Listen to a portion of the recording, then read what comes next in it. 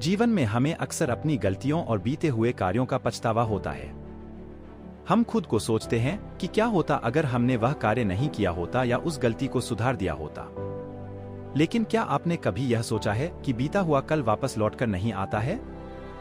यहाँ हम एक छोटी लेकिन गहराई से सोचने वाली महात्मा बुद्ध की इस कहानी के माध्यम से देखेंगे कि हमें अपनी भूलों को भूलकर आगे बढ़ना चाहिए। बीता हुआ कल लौटकर नहीं आता। महात्मा बुद्ध एक गांव में प्रवचन सुना रहे थे।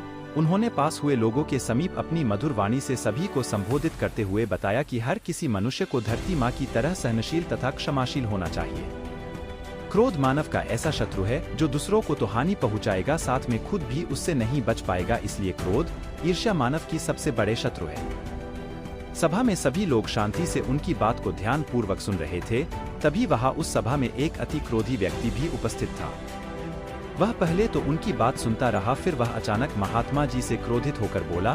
बोलते समय उसका आंखें खून के समान लाल हो रही थी। उसने बोला कि तुम ढोंगी हो, यहाँ बैठकर लोगों को बेवकूफ बना रहे हो। यह जो भी तुम कुछ कह रहे हो ना, इसको सचमुच करना बहुत मुश्किल है। समझे, तुम्हारी इन बातों का कोई मतलब नहीं है। यह सब बातें कोई मायने नहीं रखती असल जिंदगी में। कहानी सुनाना बंद करो धूर्त महात्मा, और जहाँ से आए हो वही चले जाओ। ऐसे कठोर वचन सुनकर भी महात्मा जी ने उस क्रोधी पुरुष का कोई विरोध नहीं किया और न ही उसकी बातों पर कोई भी प्रतिक्रिया दी। वह शांत रहे और अपना काम करते रहे, जिससे वह पुरुष और भी क्रोधित हो गया। उसकी समझ नहीं आया वह क्या करे। तब उस पुरुष ने महात्मा जी के मुंह पर थूक कर चला गया। अगले दिन जब उस व्यक्ति का क्रोध शांत हुआ और उसे अपनी गलती का पछतावा हुआ, तब वह आत्मग्लानि में जलने लगा। और फिर उसने सोचा कि उस महात्मा से मुझे माफी मांगनी चाहिए। वह महात्मा जी की खोज में उसी स्थान पर गया जहां महात्मा जी कल प्रवचन दे रहे थे। लेकिन महात्मा जी वहां कहाँ मिलने वाले थे। वह तो अपने शिष्यों के साथ अन्य किसी गांव की यात्रा पर निकल पड़े। वह पुरुष सब लोगों से महात्मा जी के बारे में पूछता पूछता उस स्थान पर पहुंच गया जहां की महात्मा जी प्रवचन कर रहे थे।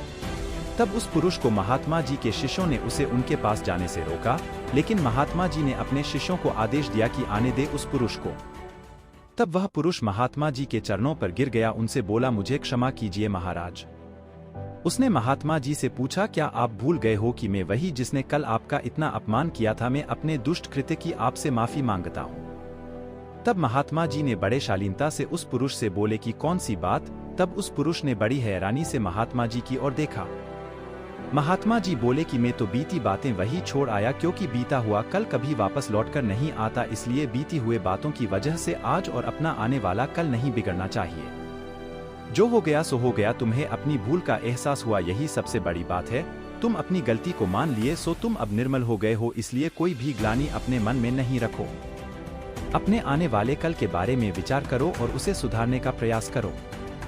महात्मा जी की बात सुनकर उस पुरुष के मन का भार हल्का हो गया और उसने महात्मा जी के चरणों को पकड़कर कहा, आज से मैं अपने क्रोध का त्याग करता हूं और धैर्यवान और क्षमाशील होने का प्रण आज से लेता हूं।